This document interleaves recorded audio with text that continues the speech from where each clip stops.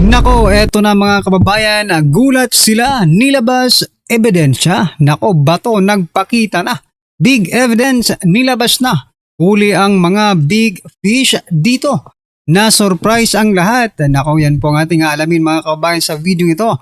Pero bago po natin simulan yan, palike naman po ng video ito. Malaking tulong po yan.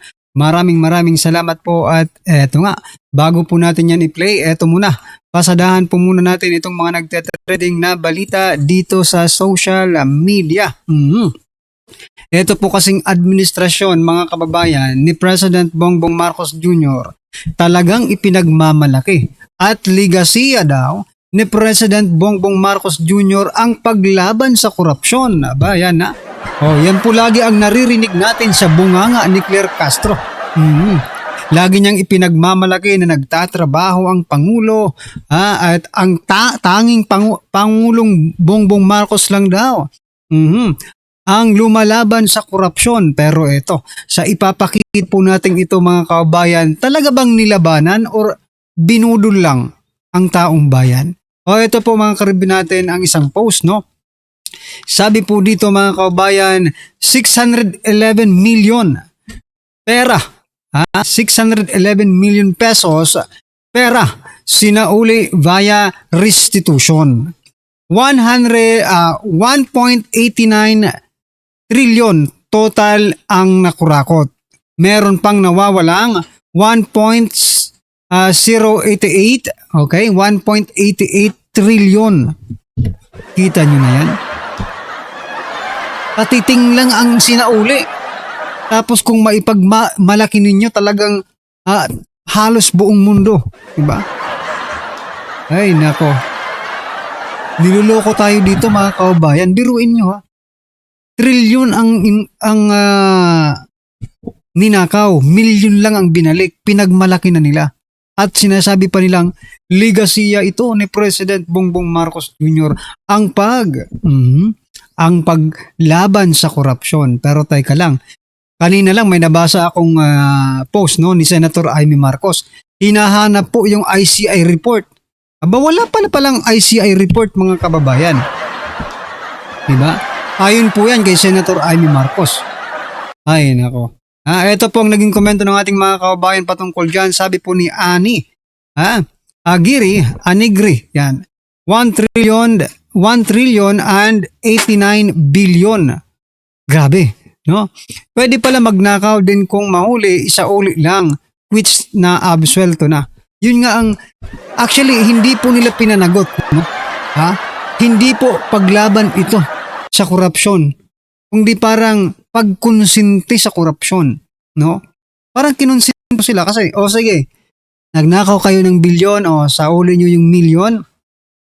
Okay, pwede na kayong ulit magnakaw. Ganyan ba ang paglaban? Yung iba yata yung paglaban na iniisip ko sa ngayon mga kababayan, di ba? Like yung paglaban ni former President Duterte sa droga, war on illegal drugs, di ba? Talagang mayroon talaga. Di ba? Kayo war on corruption kayo? Nasaan? Ipakita nyo sa amin. Kahit hindi yan magurgur, at least makita man lang namin na nakulong, no? Kasi kung panahon ito ni former President Duterte, malamang may na gurgur na mga korap. May nagurgur na sampulan ng mga korap dyan. Di ba? Ganun talaga. If you are into war, no? Eto, hindi natin masasabi itong war eh. Baka friendship with the corruption, hindi po war. Ito po ang naging komento pa. Sabi po dito ni Jovito Ragas Di Pasa. At saan naman mapupunta? Napunta yung kakarampot na na-recover. Ayan, unti-unti nang nabubura sa isipan ng masa dahil sa cover-up issues. Correct ka. No, palakpakan po natin itong si Jovito. Tama. Natabunan na ng impeachment ni BP Sara. Di ba? Tapos itong oil crisis. Mukhang nagtagumpay sila sa strategy nila ng malaking sindikato ng mga magnanakaw na nakapasok sa ating gobyerno. Diba? Yan mga kababayan, ano po ang inyong opinion dyan? Just comment down below mga karibin natin, no? Ay nako. 600 million lang po ang sinauli via restitution, pero ang ninakaw po 1.89 trillion. Aray ko po, 1.089 no? Trillion mga kababayan. Ako, lugi, no? Lugi ang gobyerno dito. Pero pinagmamalaki nila ha. Bukod po dyan mga karibin natin, bago po natin i-play yung video, eto pasadahan din po natin itong si Padre Damaso. Ayan ha. Ay grabe. Kung may bangag tayong presidente, may bangag din po pala tayong pare. Opo. Sabi po dito ha, sa flash report, ayan. Sabi po ni Padre Damaso, sino kaya to? Si Flavio. Habang hinahalikan ko paa nila, naririnig ko mga AJK victim. Sumisigaw ng hustisya kahit nasa langit na sila. Are you sure? Eto gusto ko lang po talagang malaman kung nasa langit po talaga sila. Are you sure na nasa langit po sila? Questionable yan no? Kasi I think lahat naman tayo may pagkakasala dito sa mundong ibabaw, di ba? Mas lalo na sila kasi they are into illegal drug use, mga kaubayan. Ang tanong ko nga dito kay Father, talaga bang sa langit sila napunta? At talaga bang narinig mo sila? Yun lang, any evidence, di ba? Ay, nako. Kasi pagdating kay BP Sara sa confidential fund, napakaingay po nito sa accountability. Yun po with evidence. Ngayon, hahanapan din po kita ng ebidensya. Talaga bang sumisigaw sila ng hustisya at narinig mo yung mga AJK victims? Di ba? At talaga bang nasa langit sila? Pakisagot naman po. Baka nag-hallucinate ka lang po, Father. Kasi 15 years po kayong addict, di ba? Sabi mo. Alam niyo naman, di ba? Napakahirap po niyan 15 years na po kayong gumagamit. Hindi po namin alam. Hindi po namin masiguro kung hanggang ngayon ay gumagamit pa rin kayo. Ngayong may naririnig ka, na mga boses na sinasabi mo humisigaw ng hustisya, baka nag-hallucinate ka lang, Father. Diba? Yan po yung opinion natin based on facts na ang mga gumagamit po ng illegal na droga ay nag-hallucinate. Diba? Facts po yan hindi po yan facts po yan from the i-google nyo. Talagang totoo, diba? Nag-hallucinate po yung mga gumagamit. Kaya it's either, Father, no? It's either itong si Padre Damaso ay nag-hallucinate at narinig niya ang mga sigaw. Ay, nako po. Hoy, magamot na kayo. Rehab din pag may time. Okay? Ito po ang naging komento ng ating mga kababayan. Sabi po dito ni Eric, baka mga alipunga, Father. Kakadrugs mo yan, Father. Sabi po ni Pearl. Ayan, Edward. Sabi ni Edward, I had a neighbor with similar symptoms. Aray ko po. Meron din dito niyan Sure, Jude, Father. Baka good item yarn. Aray ko po.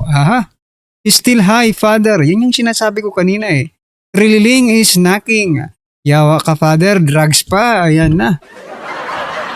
Lights, camera, action. Father Damaso. Ayon po kay Branwin. Ayan. Nako. Ano po ang inyong opinion, reaction patungkol po dito kay Father Damaso? Just comment down below. At eto, pasadahan na po natin yung video. Pasok. Eric, hindi mo kailangan i-destabilize ang gobyernong ito. Siya ang nade-destabilize sa kanyang sarili, sa kanyang mga ginagawa. Naku, umani ho ng samot-saring komento sa mundo ng social media yung pinaplano na yan ng Pasig Court na mag-inspeksyon sa mga ari-arian ng KOJC sa Manila at Davao City. At dito rin ho sa video na to, breaking news, Senator Bato de la Rosa nagpakita sa 81 birthday celebration itong si dating Pangulong Rodrigo Duterte sa Davao City. At itong si Kong Magdi Conso, nagpa-interview niya dyan Eric sa Bigwas ng Kagul. Papasabahan din natin yan. Pero bago yan, sa like at subscribe. Masaya na ho tayo dyan kung magiging tumasa at ito yung joke ko ng galing mo sa iba. Kung ang gabahan ko na itong nabasa rin natin sa mundo ng social media, dyan sa pinaplano na yan ng Pasig Court na mag-inspeksyon sa mga ari-arian ng KOJC sa Manila at Davao City. Ang sabi ko ng ating mga kababayan, ano ba daw hong kunik noong kinahaharap na kaso nitong si Pastor Kibuloy sa mga ari-arian ng KOJC o Kingdom of Jesus Christ. Napakalayo ho, hindi ho konektado. Yung pinambili nung mga ari-arian na yon galing sa contribution ng mga membro. Hindi galing sa maleta ni Saldico. Panggigipit po ang tawag dyan, no? Panggigipit. Dati pa man, ginawa na nila yan di ba? Yung panggigipit sa mga kaalyado ni former President Duterte. Nakita na po natin yan. Okay? Doon po sa KOJC Kingdom, di ba? Nagsinungaling pa nga ang Pangulo. Nahuli pa nga natin nagsinungaling ang Pangulo. Diba? Sabi niya, walang ni isang pulis, walang dalang baril. Yung pala, napakita sa mainstream media, pati mga vloggers, video-video, may dala-dalang baril diba? Yung mga pulis, may dalang baril, diba? Hindi galing sa envelope ni Saldico, hindi galing sa kaban ng sambayan ng Pilipino. Ilan sa mga komentong nabasa natin sa mundo ng social media, bakit ba daw ho na hindi unahin itong mga korte na to na imbestigahan o inspeksyonin yung mga congressman, yung ari-arian ng mga congressman, kagaya siguro itong si Garjola, kagaya ni Martin Romualdez, kagaya ni Jingo Luistro, kasi ho yan mga public servant yan. At Correct. tumanggap ng maleta yan sa mga Marines. Di ba nasa listahan sila ng mga Marines? Bakit daw ini-inspeksyon yung ari-arian ng KOJC? Gayong yaang perang pinambili dyan sa mga ari-arian na yan, galing sa mga miyembro ng KOJC. Tama naman ho yung tanong ng ating mga kababayan. Bakit hindi imbestigahan yung mga personalidad na nakakaladkad dito sa napakalaking iskandalo na to? Trilyong pisong nakawan, pero ang korte, ang pinagdidiskitahan, yung mga pribadong kontribusyon ng miyembro ng KOJC. Napakalabo ho yan mga kababayan. Comment react ho kayo dyan sa gustong gawin na yan ng Pasig Court na inspection. Para ba kayo mag-i-inspect? Para saan? Hindi yan galing sa kaban ng sambayanan. Hindi yan nakaw. Mula doon sa mga unprogram appropriation, sa insertion ng mga magnanakaw na congressman. Yaan galing sa dugot pawis ng bawat miyembro ng Kingdom of Jesus Christ. Napakalabo ho. Meron kasong pinahaharap. Anak ng toko, bakit hindi nyo imbestigahan yung mga testigo ni Risa Ontiveros? Si alias Rene. Yun ang imbestiga nyo. Yun ang i-inspeksyon nyo. Bakit hindi nyo inspeksyonin yung mga bahay ni Garjola? Bakit hindi nyo inspeksyonin yung mga ari-arian ni Martin Romualdez sa Forbes Park? Bakit hindi nyo inspeksyonin yung mga air asset nitong si Saldico? Bakit yung mga bagay-bagay, mga ari-arian na nakuha sa parehas at kontribusyon ng mga miyembro ng KOJC ang inyong pinagdidiskitahan? Sa bagay, matagal na hong pinagpaplanuhan ng administrasyon itong sibangan yung mga ari-arian na yan ng KOJC. Rekta ho tayo sa pagpapakita ng ating isa sa mga sinusuportahang senador mapahanggang sa ngayong mga panahon na to dahil yung mama na yan paano ho talaga public service, public servant ho talaga yan. Mula nung naging pulis yan, talagang ika nga kasanggana ho yan itong si dating Pangulong Rodrigo Duterte at sa ating nakikita, talagang ika nga hindi matatawaran ang pagsuporta at pagmamahal nitong si Senator Bato de la Rosa kay dating Pangulong Rodrigo Duterte. Panoorin ho natin ito mga kababayan. Game! Kinantahan si Tatay Digong. Siyan ba to Kung nasaan ka man ngayong mga panahon na to, okay na yan, huwag ka muna masyadong maglalabas Gumagana naman ang opisina niya, ano ba? Walang nga kayo. Gumagana ang opisina ni Senator Bato de la Rosa, kaya don't panic, it's organic. Happy birthday. Ay si Philip nandun. Daming tao, palakpakan. Happy birthday, PRRD. Ano ho kayo dyan? Comment ho kayo dyan. Happy birthday, PRRD.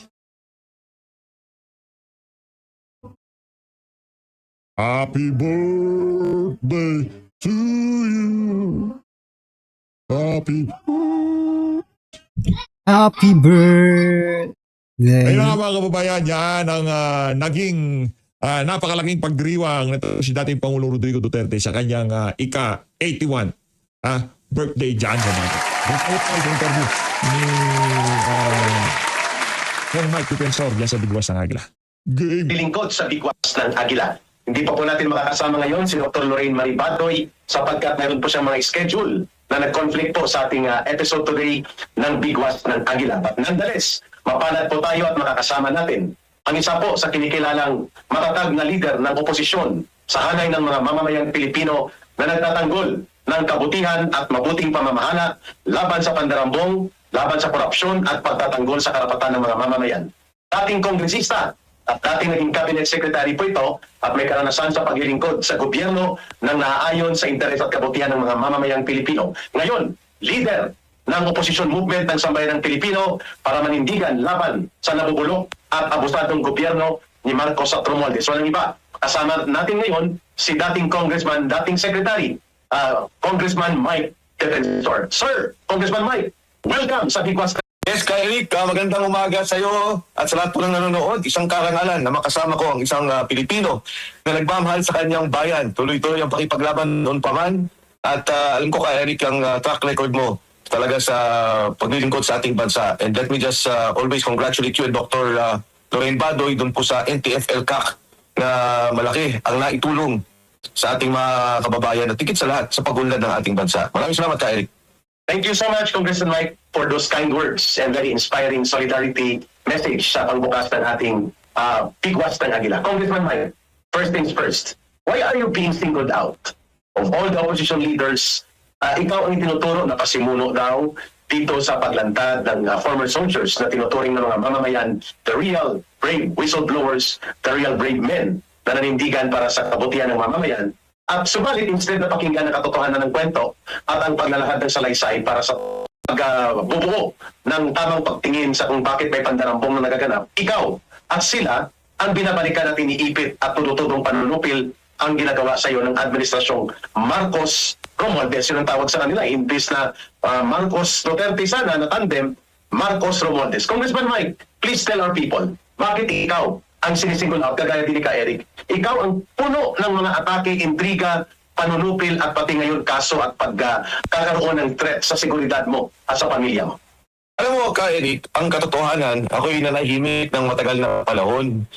In fact, noon pa man nakikita ko na kayo, no? Nagsasalita na, lumalabas na, at kini-question yung mga polisiya ng ating gobyerno. Ako naman nadamay dyan, noong lumabas si Sergeant Gutesa. Nung lumabas yung taong yan, hindi ko naman siya kilala, nagpakilala lang isang malapit kong kaibigan, at pinakilala ko kay Senator Marcoleta. Nung magsalita si Sergeant Gutesa, ang itinuro niya, dahil yun naman ang kanyang sa mga panahon yun, ay ang delivery ng pera kay Speaker Martin Romualdez. Kung nare-recall mo ka, Eric, at kung titingnan mo yung mga nakaraang kong mga pananalita, ang sinasabi ko, si Speaker Martin Romualdez ay dapat ipatawag sa Blue Ribbon Committee hearing. Hindi ko naman inaasahan na magsalita si Saldico. At ang sinabi ni Saldico, totoo ang sinasabi ni Sergeant Gutesa, at ang delivery ng pera ay hindi lang kay Martin Romualdez, kundi siya mismo ang nag-aayos ng pondo para kay Pangulong Bongbong Marcos. Ayun. So yan, mga kababayan, sabi po kanina ni former Congressman Mike Defensor, no, hindi mo na kailangang i-destabilize ang gobyernong ito. Kasi sila mismo ang nagdi-destabilize sa gobyerno nila. Di ba? Tama po yun, mga kababayan. Kasi ano ba? Ano bang nakikita nating tama sa gobyernong ito? Puro korupsyon. Di ba? Puro mga kalukuhan ang ginagawa. Puro pagnanakaw ang ginagawa sa kaban ng bayan. Sino Pilipino ang magiging masaya sa ginagawa nila? Wala, di ba? Kaya ito nga ang hirap intindihin itong mga supporter ni President Bongbong Marcos Jr. Kitang-kita nyo ng pinagnanakawan na tayo. Todo-todo pa rin kayo sa pagdependa. But I am not saying na mali kayo. Marahil tama kayo dahil fanatiko kayo ni President Bongbong Marcos Jr. Tama kayo sa pagiging fanatiko. Pero mali kayo sa prinsipyong tinitindigan nyo. Diba? So yan, mga kababayan, ano pong inyong opinion, reaction patungkol po dito, just comment down below. At syempre, huwag pong kalimutang i-like ang ating video. Malaking tulong po yan. Maraming salamat po.